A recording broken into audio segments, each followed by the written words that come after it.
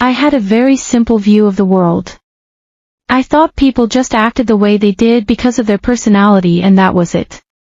Hello and Assalamu alaikum, my name is Nurina Auni Abdul Rahman. I am from RBA 2732D. I am going to explain my own reflection with MGT 548 subject in my life as a person and a student. Specially presented for Dr. Haji Shamsul Anas Qasim. Before learning organizational behavior, I only saw behavior as personality differences between each person in this world. But after Dr. Anas' sessions in class, I experienced a total paradigm shift. I realized that organizational behavior isn't just a textbook subject, it's a study of the think-feel-do framework. It's a systematic study of how these three layers interact to drive performance. Learning this in class made me see my past actions as part of a psychological pattern. Based on the Big Five personality model, I realized that there are three models relatedly close to me where I have high conscientiousness because I like things to be organized and completed properly. I also have high agreeableness because I avoid conflict and prefer peaceful situations. When it gets too much, I tend to overthink every situations and I can be too sensitive to feedback sometimes. That's on neuroticism. I used to feel anxious and out of place. Now, I feel a sense of relief knowing that being an introvert, or ISFJ, is a personality profile with unique strengths, not a weakness. Growing up, I was a very quiet and introverted person. I'm also the type who can immediately sense when someone's mood changes even from the way they text. And honestly, I love routines. If something suddenly changes last minute, my brain starts buffering like slow Wi-Fi. One value I noticed about myself is that I usually trust emotions and common sense more than complicated theories. If something feels right and practical, I tend to follow that first. I'm also very duty-bound. Once I'm given a task, I feel responsible to complete it properly even if everyone else is already sleeping peacefully at 2 a.m. Even when I want to rest, my brain keeps reminding me about unfinished work.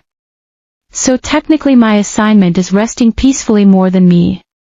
I realized that good teamwork is not about doing everything alone, but it's about surviving group assignments together. From primary school until university, I joined many activities such as choral speaking, STEM events, leadership camping, sports events, and CSR campaigns at our National Zoo Nagara. Through these activities, I improved many soft skills such as communication, teamwork, leadership, discipline, and confidence when working with different types of people. For instance, leadership camping taught me how to cooperate under pressure, while CSR activities helped me become more understanding and empathetic towards others. I also learned that every team member has different personalities and working styles, so patience and communication are very important to avoid misunderstandings. Through school and university activities, I improved my communication and teamwork skills because most programs required cooperation with different people. I also learned how to adapt to different personalities and working styles. Some people are very organized, while some only panic near the deadline. Besides that, these activities helped me become more confident, especially when communicating and handling responsibilities during events. My problem-solving skills improved because unexpected situations always happen during programs, so I learned how to stay calm and adapt quickly. Through OB, I realized these experiences are related to concepts like employee engagement, group dynamics, and organizational commitment because teamwork, motivation, and responsibility are important in achieving group success. Next, I learned about perception and decision-making, especially the Horn's effect. The Horn's effect happens when we judge someone negatively based on one bad impression. For example, during the first lecture, I saw Dr. Anas looking very serious and formal, so I automatically thought that this subject is going to destroy me. Because of that first impression, I became quiet and scared to ask questions in class. But after a few classes, I realized Dr. Anas was actually very cheerful, supportive, and easy to communicate with. I also experienced this with my teammates. During the first brainstorming session, some group members were very quiet, so I assumed they were not interested or unproductive. But later, I realized they were just observing and thinking carefully before speaking. In the end, they contributed a lot to the group. So what I get? I learned that the horn effect creates a mental barrier.